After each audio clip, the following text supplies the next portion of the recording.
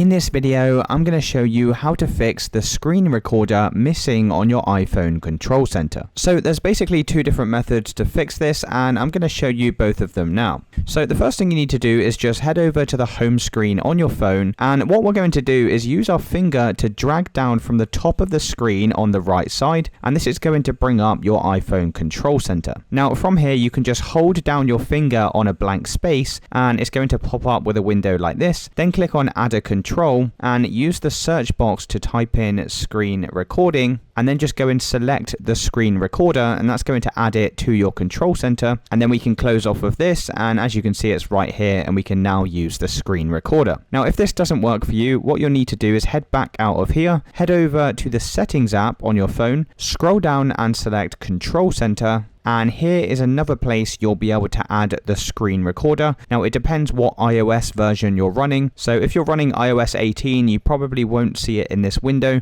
But if you have anything less than iOS 18, then you can also add the screen recorder from here. And it's really as simple as that, guys. If you did find this video helpful, then let me know in the comments and I'll see you in the next one.